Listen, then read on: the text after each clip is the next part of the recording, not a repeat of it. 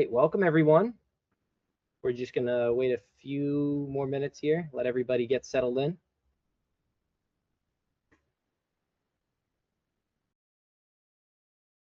Yeah, seeing the numbers, we have 57 so far.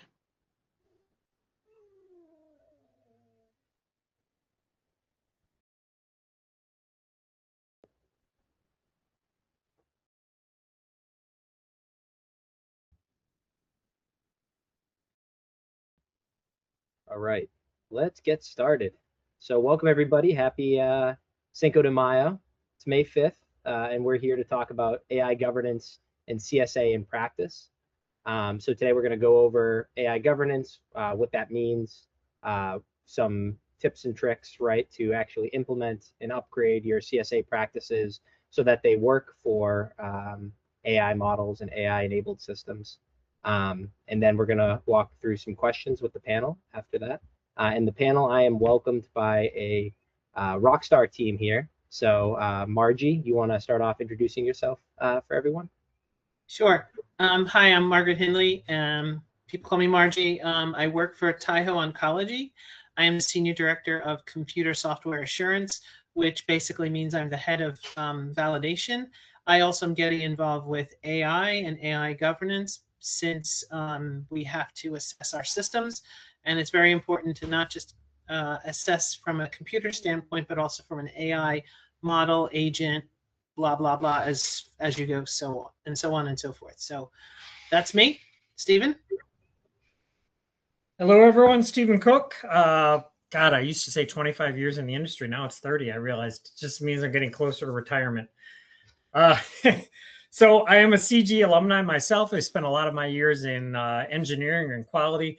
I'm now at GxP, and I am the representative, the LT representative to the cybersecurity organization, and I also lead the Sarbanes-Oxley testing, privacy, software asset management, ABAC, and sanctions team. Nice to be here today. Awesome, Steve. Sarada?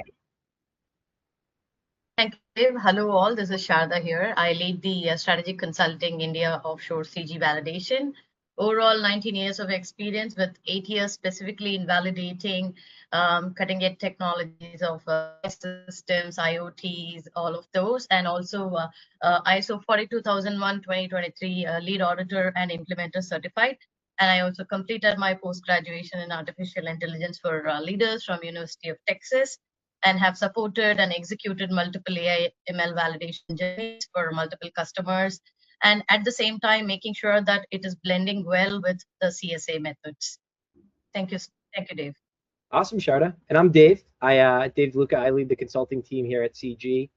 My entire career has pretty much been in medical device and pharmaceutical validation, and I've been working hand in hand with our team to really lead the frontier for how to do validation for AI systems and how to make sure that when we're implementing these models into GxP, that they're governed appropriately and safe and effective for use at the end of the day, right?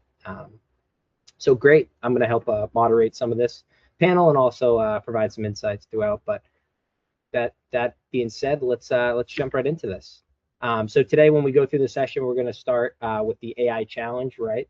Talk a little bit about how AI systems are kind of changing the framing around how you do CSA and governance. Then we're going to talk about the new way of thinking, right? What are some practical tips and tricks to implement to help with these processes? We're going to talk a little bit about the regulatory landscape. So what as Gen AI has come onto the scene, how the regulators have kind of worked to create the landscape and the framework for us to follow. We're going to talk about the CG approach with AI governance, how it works, and then get into key takeaways, and then spend some time going through some of the panel questions and discussion that you guys submitted for us.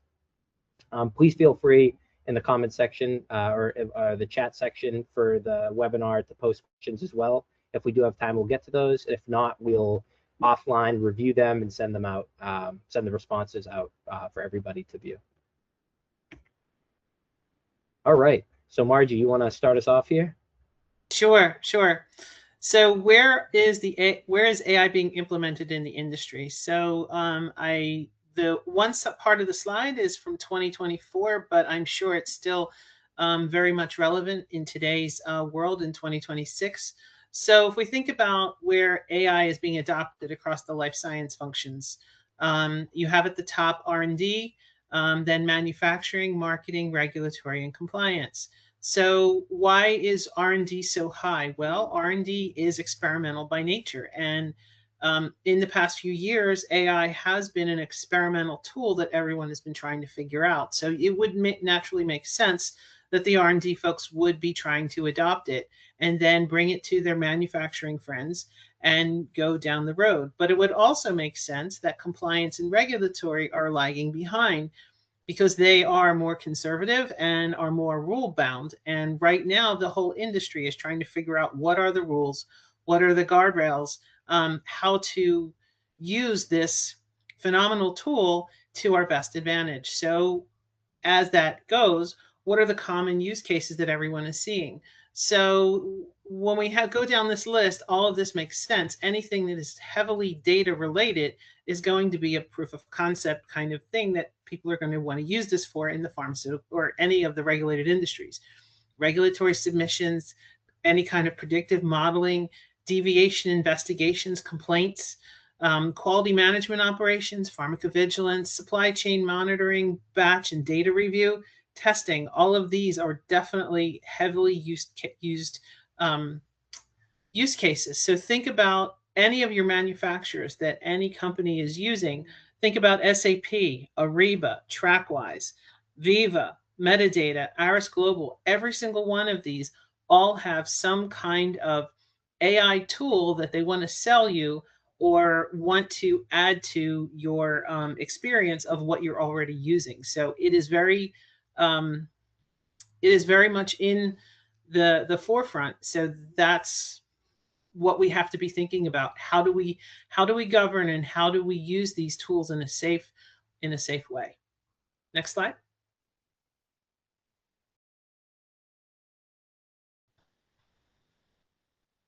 You're on mute, Stephen.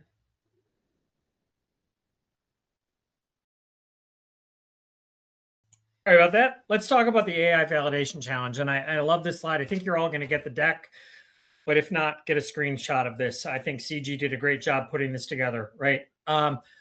Validation, built for the wrong systems. What does that mean? We all know validation. We all can probably write val plans and test cases in our sleep. Any computer system that we've validated is very basic deterministic logic, right? If this, do that. If this, not that, do this. And there's a big difference when you're testing and validating and you can guarantee you get consistent results time and time again. I used to describe validation as demonstrating consistent and reliable results over time, right? That's very straightforward with a traditional computer system. So CSB, CSA works very cleanly with that. AI, on the other hand, is probabilistic. I can have an AI model and I can interact with that model today. And then I can have a similar query or interaction with that model tomorrow and get slightly different results. It's not a traditional logic-based computer system where I can say I'm gonna, if I can't test it to say, if I got today what I get tomorrow, then I consider it validated. I have to think beyond that.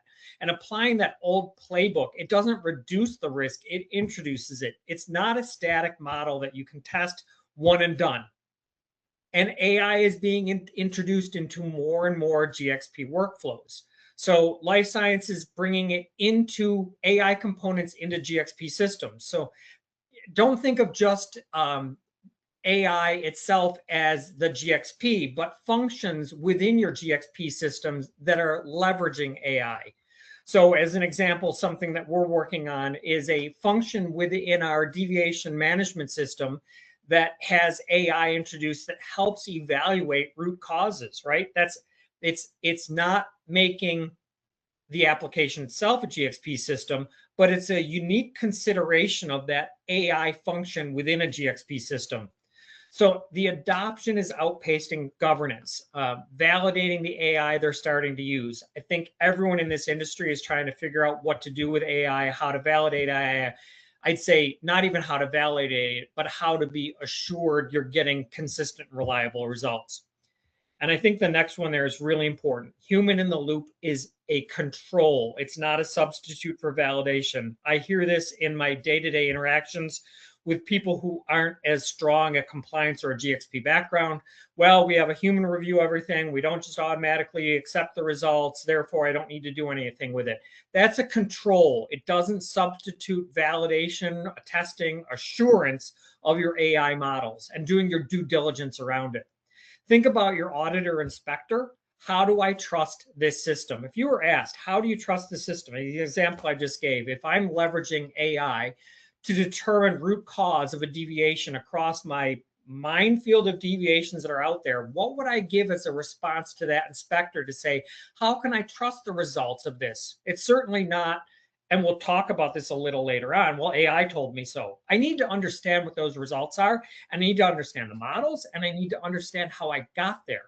So regulators are raising the bar on AI insurance. You're going to see more and more coming out from regulators on AI observations and findings. And without a defensible framework, compliance, quality, and scale are all at risk. Every organization out there wants to leverage AI. There's tremendous efficiencies in AI. There's tremendous gain in AI. It's going to come. It's going to keep pushing forward. And we're going to introduce more and more risk without a framework. Next slide. So AI needs a different kind of compliance lens. AI-enabled systems require a distinct regulatory and compliance lens due to their probabilistic, data-dependent, and adaptive nature. So unlike traditional software, AI performance is influenced by and greatly influenced by the data quality. So if you have if you have data that is of good quality, you're going to be fine. But it also incorporates it can incorporate any kind of data that may not be of a good quality. It can also incorporate unexpected data as well. You know, it can come from other places that you're not expecting. So you have to be careful where your data is coming from as well. You have to understand what the training objective is. What is your use case? You can't be use fuzzy logic in what you're looking for. Your intended use of your AI system needs to be specific, because otherwise it'll all of a sudden very quickly become very broad, and your data is going to how much data you're going to need is going to explode. The model architecture and the tuning, how are you going to be able to adjust to be more specific in how your model is answering the questions that you're looking for? What is your input?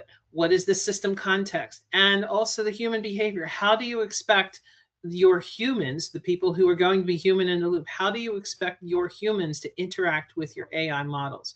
Remember, as Stephen just said, traditional software is deterministic. It has a very explicit logic. It's very fixed behavior. It's a known quantity, and it has predictable outputs. AI systems are probabilistic. Think probability. What is the probability you're going to get answer A or answer B or answer C? It's going to be learning patterns. And remember, if given the wrong type of inputs, it can unlearn what it has already learned. So you have to make sure you are consistent. Getting a bit of feedback. You have to make sure that you're checking your model to make sure it's giving you consistent results over time. Again, it's data dependent, and the performance varies with the context, as I've just said. Next slide. RJ, I like that you just quoted Master Yoda there. Unlearn what you have learned. Star Wars Day was yesterday, but appreciate that. I know. May the fourth be with you. Yes.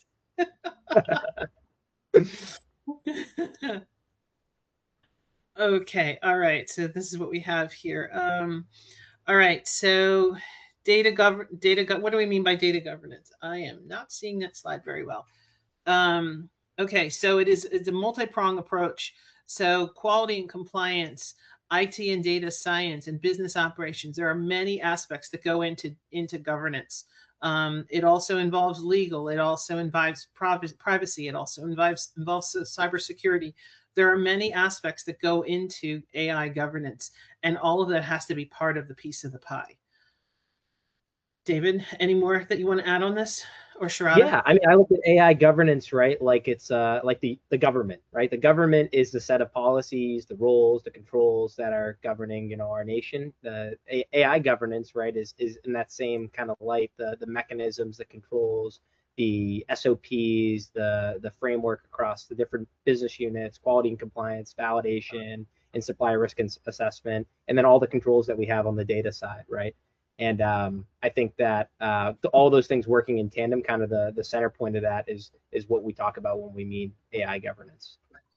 Right. And Dave, the way I see it, right, very simple, how we treat our QMS today. If we treat the AI governance also the same way, where we know the processes are designed, how they are validated, how we are monitoring, the same applies with AI governance also throughout its life cycle, right? So especially when we talk about the GxP context, it also brings out a point where the definition of a RACI becomes critical, because all of these teams come together, the quality, IT team, data scientists, business analysts, validation, all of them.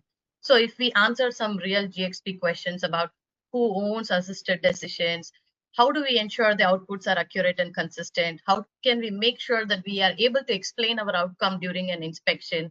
And as Steve mentioned, do we have a qualified human review approving it? If we make sure all of this is taken care, then we have met our governance, is my take on this.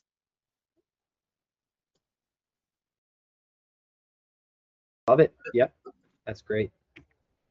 So Steve, tell us a little bit about the core shifts when you move from traditional, you know, QMS governance over software and CSA to these AI systems Sure. that we're starting embed in our workflows.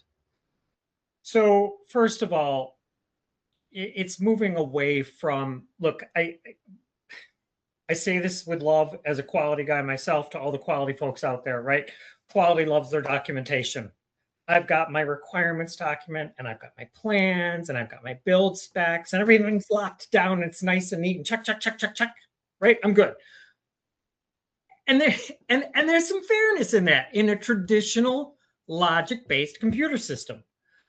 But in AI, we need to move away from this idea of I have all of my controlled documents and nothing ever changes until I go through a change control. My change control evaluates what documentation and requirements and builds change. And then I test that and it's all locked down again. It just doesn't work like that. AI is a lot more like validating an employee, right? You're interacting something that is evolving, learning, changing over time. And with that, we need to move away from this idea of pass fail, right? The example I gave when I started out, and I said, I interact with an AI model today and it gives me some results, right? Did I pass today? If I interact with that model tomorrow and I get a slightly different result because it's consumed more data and it's learned more, do I pass tomorrow or did I fail because it's not the same result? Right? There's a big difference there. You're not going to get the same thing over time with an AI model. And so it's moving to a shift in thinking about confidence levels, right? Not did I pass, but how accurate am I, what I'm looking at, the results that I see, how accurate are they? And with that comes the data, right? It's all about the data. What data am I training on? What prompts am I using, right? Defining good prompts and the data quality. Making sure that the data that you're using represents the real data out there and that it's fair data, right? That it's representative, it's balanced, it's free from bias, becomes critical to your assurance process. With that, it's moving away from periodic to continuous monitoring. So in a traditional periodic compliance review, most of industry's gone anywhere from 2 to 5 years. Some may still be at 1 year, right? But it's just too long. And you're not going to go back and say in 2 years and 3 years, has my AI model changed? That works when you're doing change management in a locked system that's not evolving. That works when you're doing logic reviews. But in AI, you need to think of it as continuous monitoring. So how do I detect drift? How do I know when performance is degrading over time? And what are my change triggers that I need to revisit my models, retrain? Part of that could be using user feedback. And then AI risk is not software risk. So within GxP, right, we tend to think of what is the overall risk of the system. CSA came along with direct, indirect, and support. And then we think about the functional risk, whether we're using direct, indirect support, low, medium, high. You're thinking about what's going to happen with the functional failure. AI risk is not the same. It's just not the same. So not only do you have things like the EU AI Act that defines the risk cases from prohibited on to general business use, but you also have to start thinking about things like hallucinations, bias, prompts, rubber stamping. So AI risk is not the same as software risk. I'd say when I started this journey 3 years ago, I really tried to make them the same because I didn't want to have a different risk benchmark, right? It's a lot cleaner if I can just put it under my SDLC risk. What I have learned as I've learned more about AI is that the risk is not the same as your traditional software risk. Okay. Awesome. So let me just add one other. Let me just add one other to the risk piece. Is for those of you who are thinking about AI in terms of from a clinical perspective, AI risk is it's not so much, it's all the other things that Stephen has said, but it's also about, will your data be exposed to the outside world, or is your data being used to train a model from a vendor that you are going to be interacting with, and how you draw the lines of what is your data and what are you doing for the other company or the vendor. And you also want to protect your patients, because you don't want their personal identifiable information being used in the wrong way or being accidentally exposed out into the general population. So you really have other aspects that you wouldn't necessarily think of when you're doing GxP that's involved in this as well. There's more involvement with legal and privacy and and privacy, even more than you even think than you would for a GxP system. Go on. Sorry. No. That was a great point, Margie. David was mentioning, right? It also depends on the type of AI. So the AI type, if it's a rule-based or machine learning, deep learning, NLP, Gen AI. So it goes deeper, where we use the type of AI and then we determine what is our context use, and then perform the risk assessment and apply the validation and the CSA lens there. So then everything will fit into place and we will have a proper flow where we are able to overcome the risk like bias, fairness, data quality issues, lack of explainability in an AI or a data drift, or a model degradation, any of it.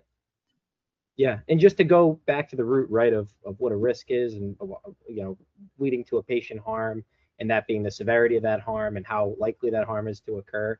One of the helpful frameworks that I've seen out there, right, is this AI maturity model, where you're looking at the adaptiveness of the AI, right? Like, is it static versus the spectrum of being all the way, autonomous and continually learning and doing everything itself, right? And then also the autonomous angle of looking at, okay, is this making decisions and workflow steps by itself, or does it have a human that's stopping that, right? And really the intersection of that helps you determine, how probabilistic like a failure would occur, or you have certain detectability checks in there. So I've seen that as like a helpful framing to trying to, what Steve said, bridge kind of the CSA on traditional software versus the AI, requirement failure and things like that.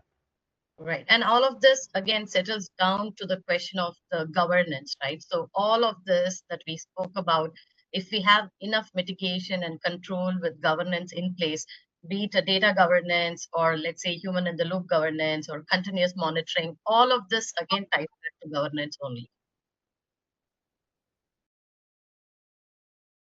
Awesome. All right. So this slide right here, what I want you to take away here is a single uncomfortable truth that technology is moving faster than the rule book, and it's not slowing down. So if you look at the top half, right, 3 years ago, ChatGPT made AI mainstream overnight.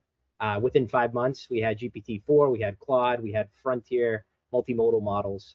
And then by late 2024, we had real-time voice and vision and reasoning and AI agents that can use a computer.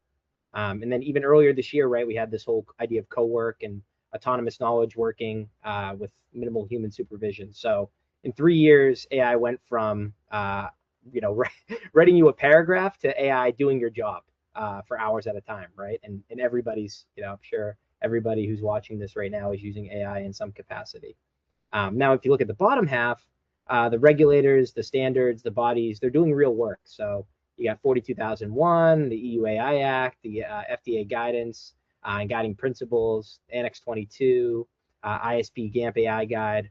These are all generally useful frameworks. But if you notice the pattern, every one of these is responding to capabilities that have already been shipped.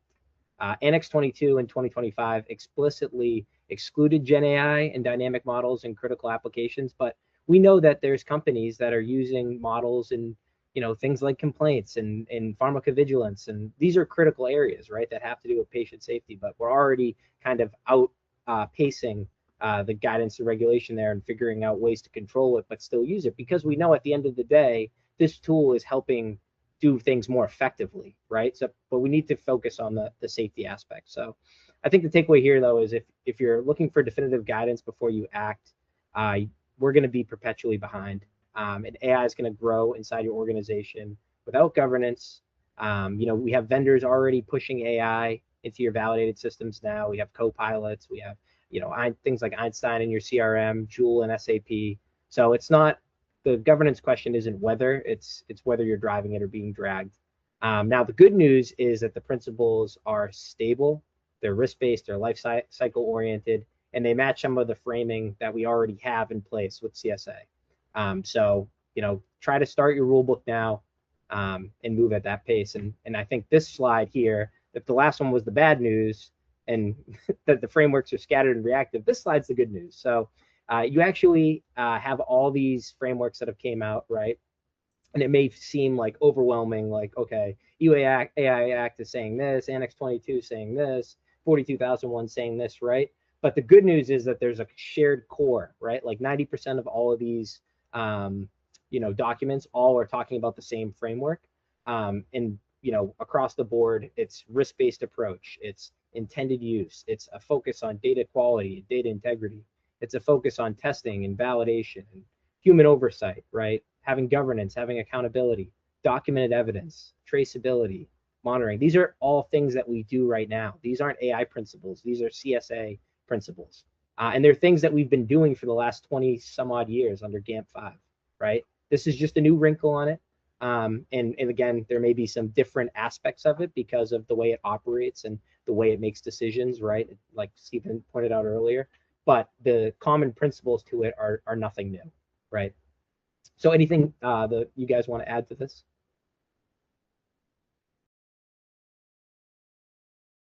You covered it all, Dave. So yeah, I think you did. Yeah. So no, I think Dave, I'm glad you highlighted it, right? Because the common areas matter, and it's really easy to get overwhelmed by the pace of technology, as well as the standards and regulations that are coming out over there. But if you bring it back to at its core, they're all focused on the same common areas, right? Mm-hmm. Yes, and that the other piece to that is, as most of us, or a great many of us, might be validation professionals, we're already used to documenting these elements. So it's basically the same thing, just applying it in a different space. So it's not the unknown. It is relatively unknown. The focus might be a slight shift, but it's basically the same. So we can handle this. We can handle it. Absolutely. We can handle it. Everybody except this company. So everybody and their mother has been talking about this FDA warning letter that came out this last month. It's all over the web. I'm sure you've seen it. And so what this is doing, right, is citing inappropriate use of AI in pharmaceutical manufacturing. And to me, this is making things no longer theoretical. There were some sightings before with AI, but it was more on like the SAMD side. And, this is really getting at using it in your business processes, right? Using it in your systems. So let me read you the parts that matter, because every sentence here to me kind of has a lesson. So one of the responses, I'll read it. You stated that you utilized AI agents to help your firm comply with FDA regulations. Specifically, you used AI to create drug products, specifications, procedures, and master production or control records to be in compliance with FDA requirements. So far, not a violation. AI is using you to help draft those records. That's not prohibited. But here's where it goes wrong. So if you use AI as an aid in document creation, you must review the AI generated documents to ensure they were accurate and actually compliant with CGMPs. Your failure to do so is a violation of 21 CFR 211-22C. So this violation isn't the AI, it's the absence of substantive human review. So this is critical. You know, we've talked about it, to oversight controls. You don't want to have cursory oversight on these outputs, right? FDA is now citing it under existing regulations, and they didn't need a new rule, right? So 211-22C is a quality unit responsibilities, and that's been on the books since 1978. But now they're applying it to AI, and that line, you know, should make you really, you know, think about things, right? Is that, you know, the firm tried to delegate accountability, right, in response to this, right? They said that they weren't aware of the legal requirement. AI agents never told us that. And yeah, that's a problem. So I don't know, for you guys, what are some of your takeaways here? What stood out to you when you first reviewed this? I think generally this is a neon sign for human in the loop for any kind of regulated space. You cannot not have human in the loop for any of the regulated area in regulated areas. And what does that look like? That could be a simple click on whatever it is that they have. Do you approve? So if you have two things side by side, if the AI is pulling information from data that you have and it's kind of giving you a summary, you have to read that summary and make sure it's an accurate reflection of what is the actual data. If you hit approve, that is that human in the loop feature. And if that is not there, then you don't have human in the loop, and that's really a problem. So this is, to me, is the biggest neon sign for human in the loop must be there. I also think, you know, all of us are working in cultures and environments now where there is a push to move forward with AI as quickly as possible. Again, we know there's a tremendous amount of efficiency in it. There is a tremendous amount of knowledge that it's capable of. And I don't see this warning letter as a stop sign in GxP use. It's a yield sign. It's a caution. Yep. As Margie said, it's about human in the loop, and it's about really stopping and thinking about what your output is before you actually put that into production or use the results. Right. And Dave, what I see is, right, in practice, what is the hard truth that most teams are avoiding? So if you can't show AI is governed, you have validated use cases, you can't show the audit trail of input output, how you have built your procedures around, how you have trained your users on, and how you have a human oversight, then you have an AI risk. What is positive here is the new thinking. It is the same QMS, the same validation, the change control, all the discipline that we have applied to every other GxP system that we have validated all of these years, right? So what we need to do is, as a thought process, put AI needs to be brought inside the framework, not just run around it. So that is my takeaway on this. Mm-hmm. Great. Yeah, all good points, guys. Thank you. All right, so Sarada, how about you tell us a little bit about CG's approach and what you've been building here for AI governance and validation and CSA, how you've been tying it all together. Sure, Dave. As you all can see, right? So at CG, this is our CG AI exclusive governance framework that we have built, and it covers the policy, standards, the ethics and compliance, the oversight and monitoring, the risk management. And what we did is we are seeing this shift very clearly. So AI is already in use, but governance frameworks are still catching up. So when we started building our AI-driven solutions and products, we made a very conscious decision to build the governance framework in parallel, keeping in mind the evolving regulations, the standards right from day one. So what it means is the embedding controls around the context of use, the intended use, the risk classification, the data governance, human oversight, and the continuous monitoring right from the design stage. We made sure that we pulled out all the key aspects, as we already had the Annex 22 draft, we have the ISO 42001 standards. So we aligned to all of this, not by just building the AI capabilities, but doing it in the right way that is structured and it is auditable.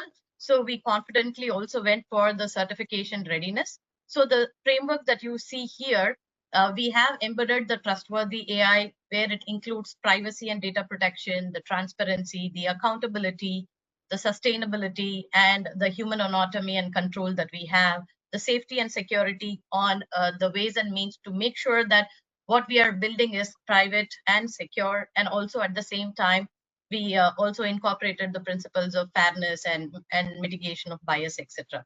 So this is how we bring in everything together and into a practical AI governance framework. And as you see, at the center of all of this framework sits the people, process, and technology. So what we treat here is, it is not just a technical solution or a framework that we are presenting. We are starting at the top with policies and standards that provide us a strategic direction and accountability. And that is where our leadership set the tone of making sure that it is translated to everyone in the organization, that you're building something and you need to make sure that you build it responsibly. And then we have the ethics and compliance, where the decisions are guided through our regulations that we already have. We made sure we blended it into our AI lifecycle. We started with the AI policy, and as we went for 42001, we also built our AIMS framework, which is the AI management system. Then we brought the CSA risk classification and also identified the AI specific risk, and we made sure we are able to apply it with the right level of control based on the impact. And finally, we have the complete oversight and monitoring, where we are not just deploying and leaving the solution, we are tracking it continuously, and we have a proper control mechanisms in place, procedures in place, and how we can continuously monitor and improve the AI over a period of time, right? So underpinning all of this, we took all the best practices, including the NIST AI RMF framework, all the requirements from the FDA, GxP, the 10 AI principles, the ISP AI guide, and the ISO 42001 standards, Annex 11, Annex 22, and also the EU AI Act, all of this. So that is how this entire framework is built and also integrated into the life cycle of GxP. Dave, you want to add anything on this that we? No, I would just add that you've done a fantastic job with this program, and honestly, we at CG, right, we're working with our clients to implement this, but we've also done it internally, right, because we make AI tools, technology, products that we have, and we had to adhere to the same thing. So we're drinking our own champagne, and Sarada was able to lead the team to get that certification or beginning of this year, rather. And yeah, we've tested it out with different use cases and are starting to kind of evolve it as more and more insights come out and evidence comes out throughout our industry. Yeah. And moving on to the next slide, Dave, it also kind of extends to what we were just talking about.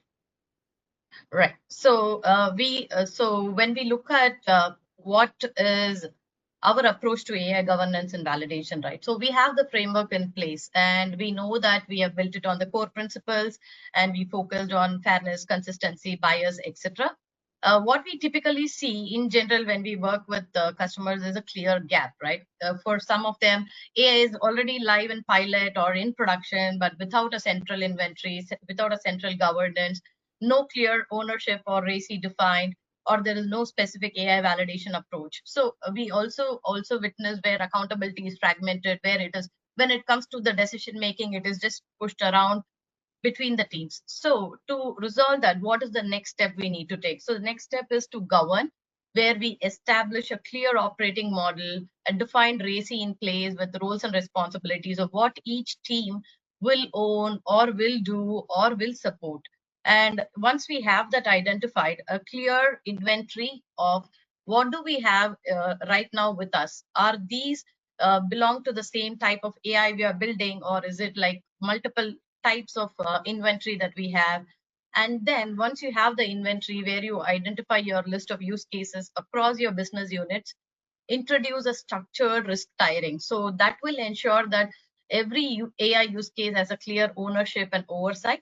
And then we start validating it, again, the CSA way, where we are focusing on the validation depth, do the AI assessments like we do a GxP assessment, identify the intended use, apply the critical thinking for CSA, etc. So with that, you will establish the clear outcome where that is our ultimate goal, where the AI use case will become inspection ready, and we have a documented evidence, we have a clear ownership, and also the life cycle controls with monitoring, drifting, and all the change management, etc. Great. Yeah, and then this slide right here, Sarada, I'll let you go through it, but this is for our pragmatic type A folks that are listening, right? That are saying, okay, this is all great. You know, you're talking a lot of concepts to me, but what does it actually look like, right? And I think in terms of process flow diagrams, as Steve knows and others know. So I want, take this slide, take a screenshot of this, take away. This is typically what we see for incorporating kind of the AI assurance within the traditional CSA framework.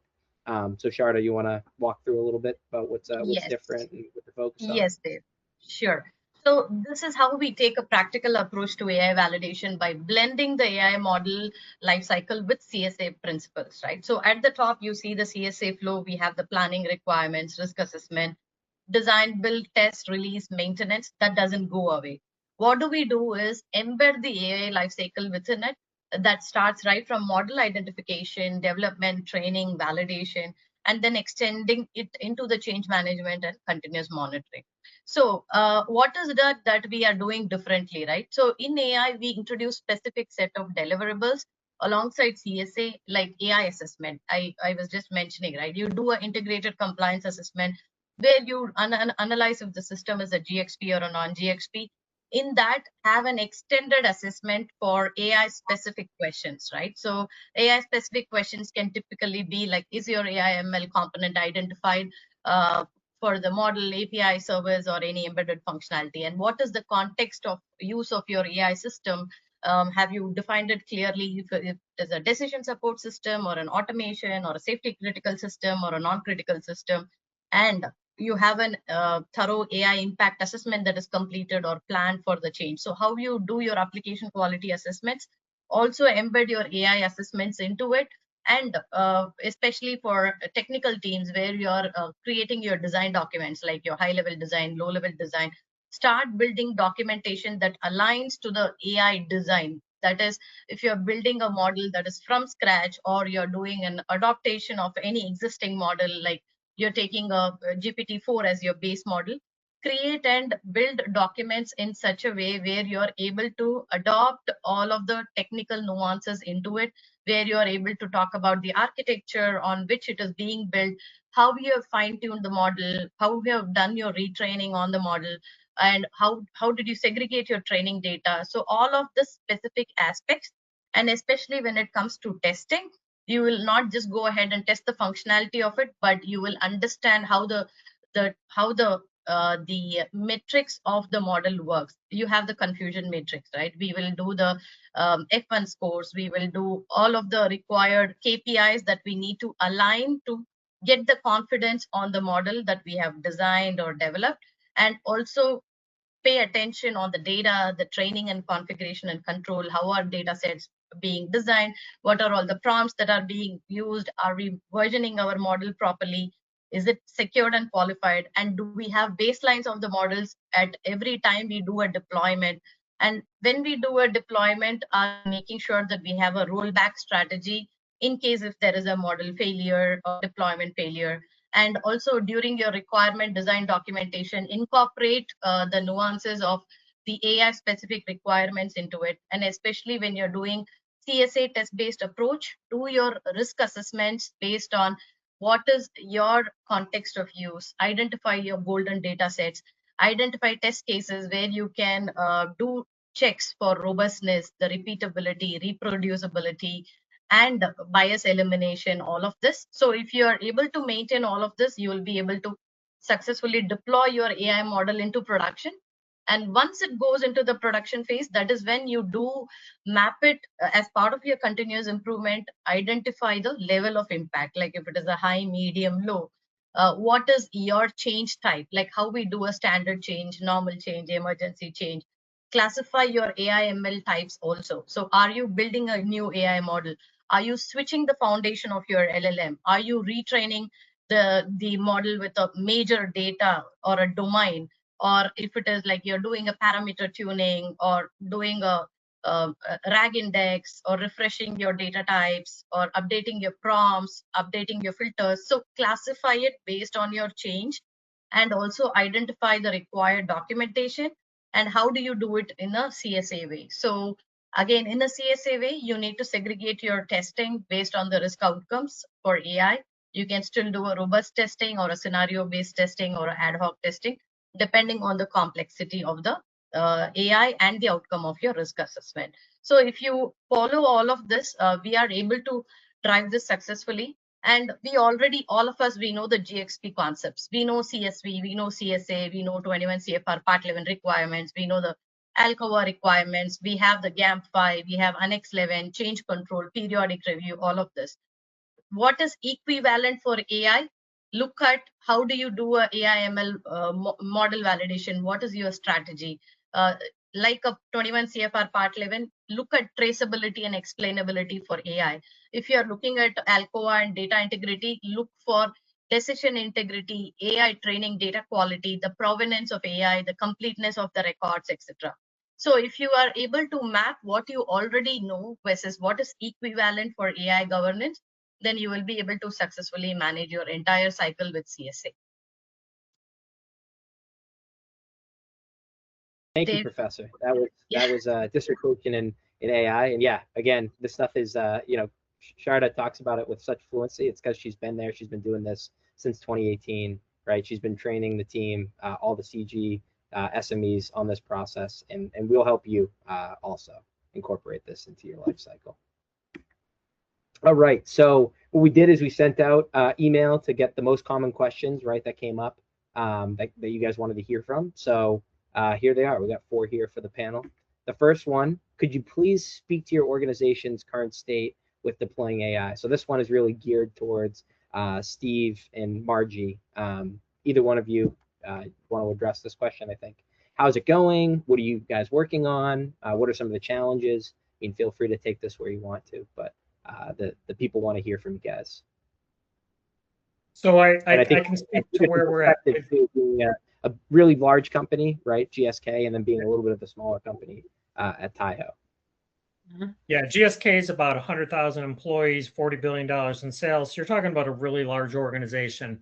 Where we're at in our AI journey is we have our responsible AI policy. We have a responsible AI standard that has all the technical controls you have to meet in AI.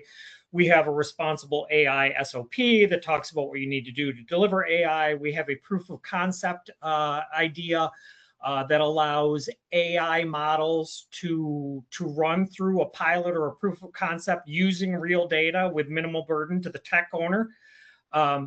In terms of actually implementing AI, I'd say we have anywhere from 50 to 100 AI POCs going at any given moment, right? Not all of those. In fact, most of those are not GxP.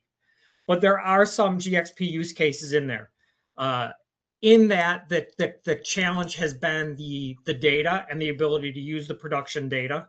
So we have come up with ways of using production data that still protect the data, protect the network, protect privacy. In a GxP capacity, we have production use cases moving forward. One I can speak of is we are currently working on building out an interactive model with GRC that will allow you, like you were working with one of the GRC analysts, to say, hey, I have to deliver a new complaint management system, right? And you'll be able to interact with it like you would with a person. We're actually pretty far along on this journey. But in terms of, say, for example, the risk and compliance assessment, coming up with your overall risk landscape or model, interacting with a chatbot rather than a questionnaire that's going to ask you probing questions about the application that you're trying to deliver. and then we'll take those results and record it back to the system of record for the risk and compliance assessment. Now, that will still go through its traditional review and approval process, quality with GRC, with the business owner, the tech owner. So in that case, is it GxP? Yes, it's GxP, but start thinking about it's supporting a GxP process. So it's not in that direct or indirect records required by predicate rule bucket, but it's supporting an AI. The AI is supporting a GxP process. And I see more and more GxP use cases in that support bucket in GSK. Margie?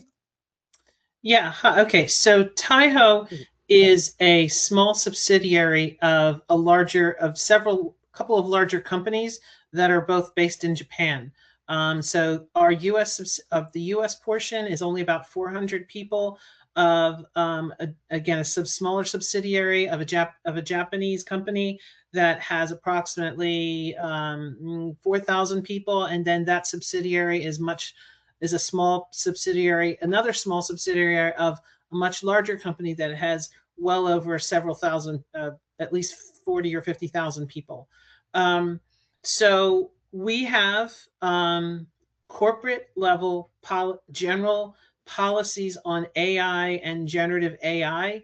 At this point, they are aged. They're about a year old, and they're already out of date. So right now we're kind of in a catch-up mode, and it wasn't until last year, 2025. I know we're in 2026, but in 2025 is when we actually only got started in just using and learning as a company, as the US branch, learning how to use Microsoft Copilot and just getting introduced to AI in general. Prior to that, we were not really using it.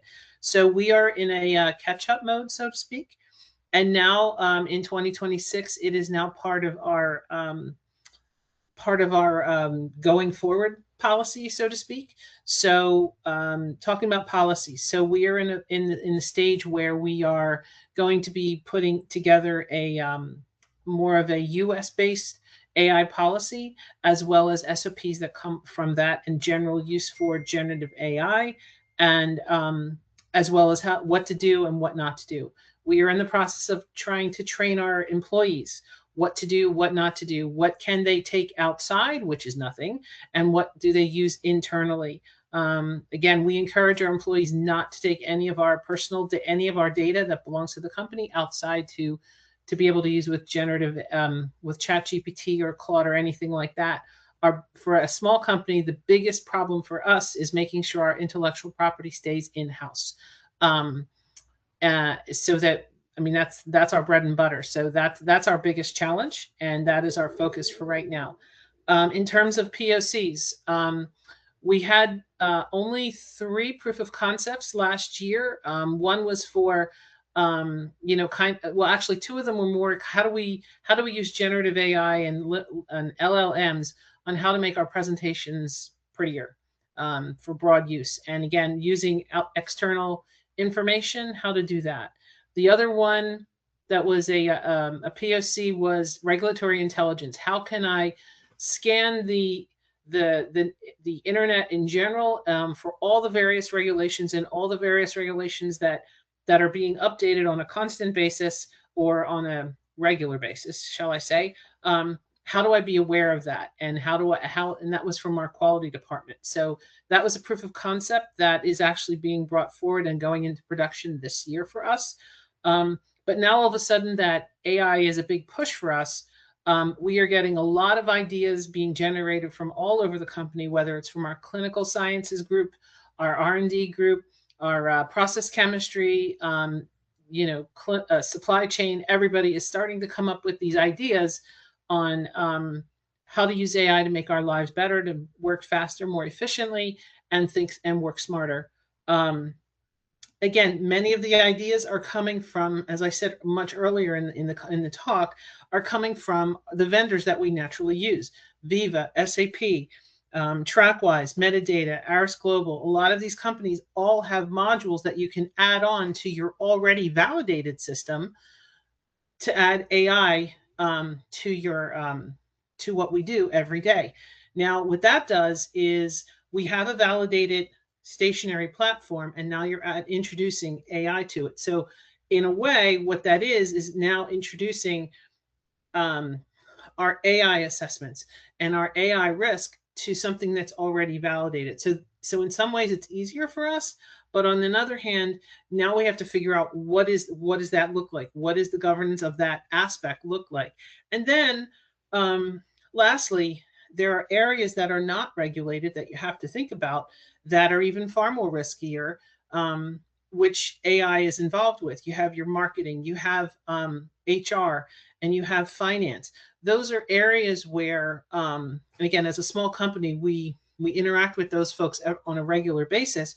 But if you think about it, some of those are far more risky. From an EU AI Act, anything that's AI plus HR or anything having to do with employment is an incredibly risky thing. So things that we don't normally think of, you know, in our GxP world, come to light when you're interacting, you know, just in terms of like your HR place or finance and anything along those lines. So being a small company, we get to see a lot more things up close and get confronted with many more use cases.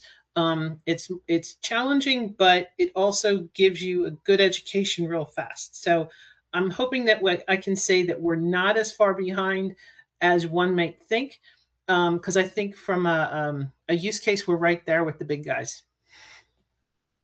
Yep, I would say a lot of people, I think you could, hopefully the audience can take solace in knowing that a lot of the companies are at the same point, right? This technology came into our lives very quickly over the last couple of years. And now, you know, as an industry, we know we're highly regulated and we're trying to move forward, take the efficiency gains from it, but at the same time, make sure that we're not non-compliant or introducing more risk than the benefits allow. So I know we only have 5 minutes here, so quick 2 questions. These 2 I think are very related, and I'll let you know any of you answer it. So question 2 was, in our AI use, we have an end user 100% reviewing the outputs. Why do I need to go through AI governance and validation process? So we're hearing a lot of people saying, hey, it's 100% process verification. We don't need to validate, right? Making that analog to process validation. So how would you respond to that? And question 3, going to Steve's point earlier, how do I know if an AI use case is GxP or not, right? This is the first question that we get asked. So this example, the person said our QMS is GxP, but does that mean every AI feature in our QMS or every AI context of use in our QMS is automatically GxP?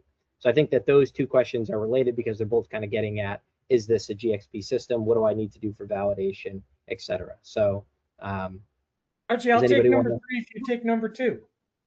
Okay. I feel like on number 3, I gave the answer already, right? I know, right? I hope at this point we understand what GxP is, right? And AI doesn't fundamentally change what GxP is.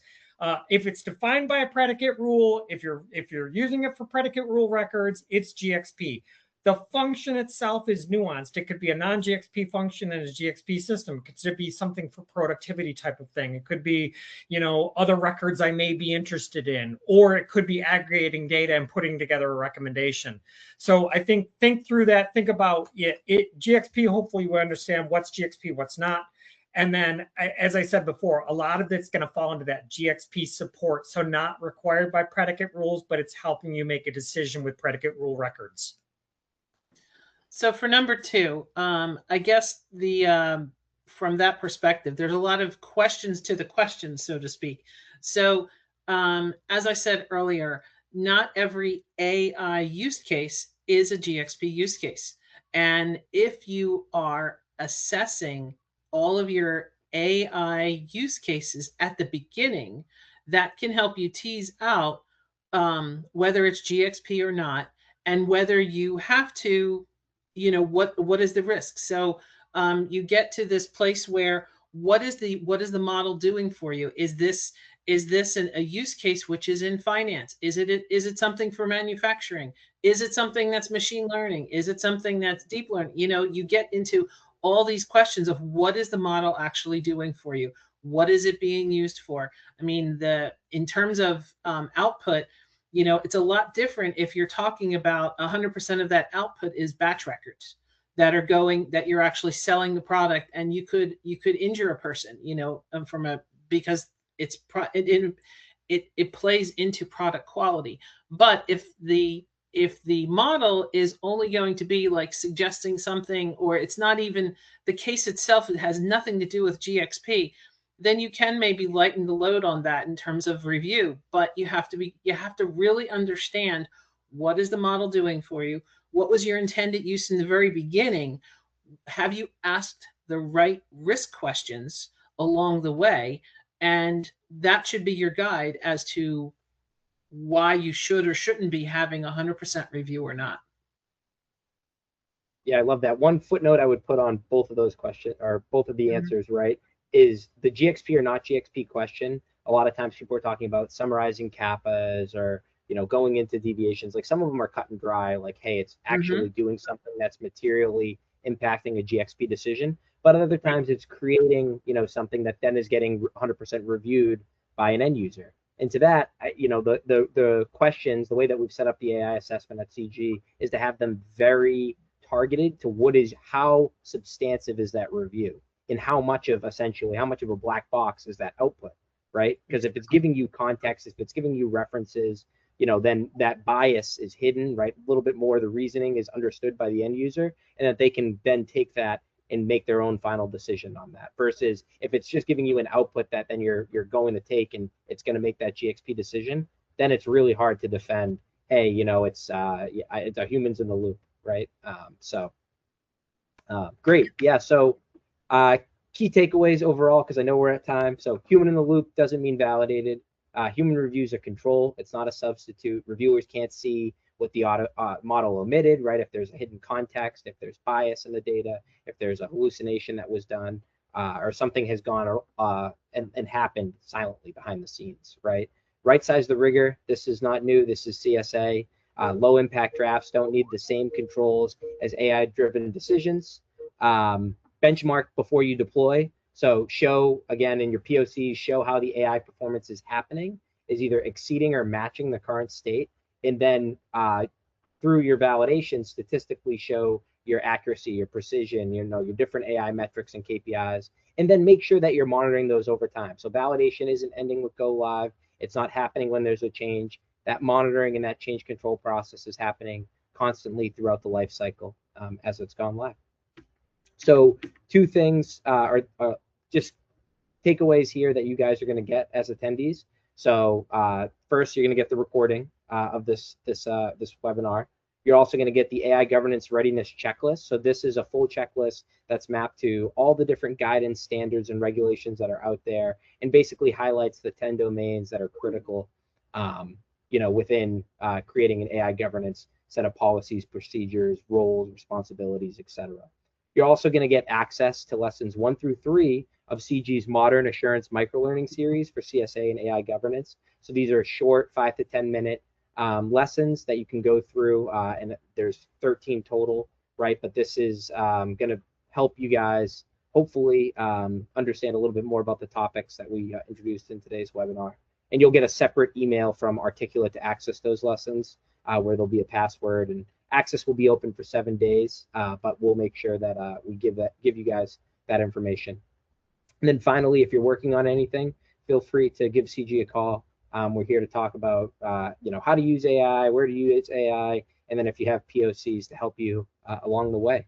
But yeah, thank you everybody, Stephen, Margie, Sarada, for joining. I think that we had a great session here. Hopefully everybody found a lot of value, and enjoy the rest of your Cinco de Mayo. I hope your day ends with a nice margarita and some good Mexican cuisine.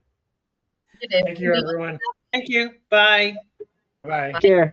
It's in the chat, Dave. We will try to respond when we are replying them with all the kit and other details. Yes, absolutely. That too. We'll get back to all those responses. Thank you guys so much. Sure. Thank you all. Take care. Have a good day. Bye.